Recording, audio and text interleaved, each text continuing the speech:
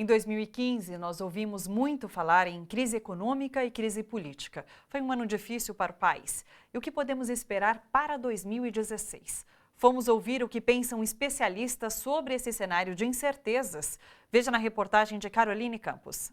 Para o professor Roberto Romano da Silva, a instabilidade política e econômica que vivemos é uma das mais severas das últimas décadas. As instituições não estão funcionando normalmente. Veja, você tem uma situação complicada de relacionamento entre o executivo e o legislativo.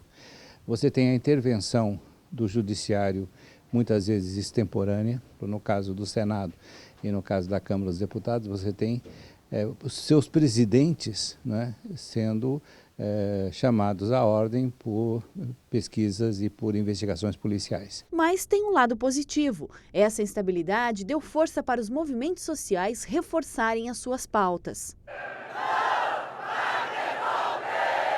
Nós temos uma oportunidade rara na vida social brasileira dos movimentos sociais se tornarem mais independentes do poder do Estado. Com essa crise política do Estado, é momento dos movimentos sociais se manifestarem.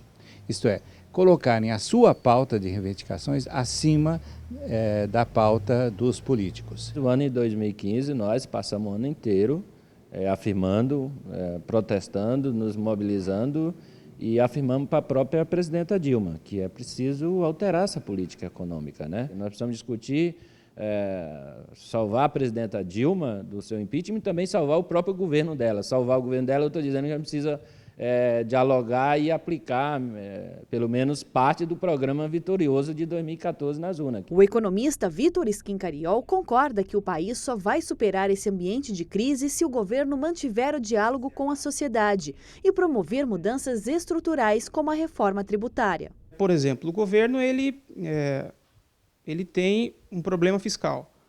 Ele vai fechar esse ano aqui com quase 10% de déficit fiscal. Só que desses 10% de déficit, 8,9% são juros. Então ele tem que reduzir juros. Tem que reduzir a taxa de juros, pagar menos aos cientistas, né? Ele tem que aumentar a base de tributação dele de imposto de renda, que no Brasil é muito baixo, sobre os ricos é 27% o teto. Então ele tem que aumentar o IR sobre aqueles que podem pagar, tomar uma base de arrecadação maior e investir com isso. Roberto Romano também chama atenção para o risco de retrocessos sociais por causa da pauta conservadora do Congresso que ganhou força em 2015. Nós não podemos ignorar que no Parlamento brasileiro estão presentes propostas altamente reacionárias do ponto de vista social, né? Patrocinadas justamente por esse senhor que preside a Câmara hoje, né? Então é preciso também lutar contra essas formas de providências reacionárias. E nós vamos então discutir já também um plano de mobilização.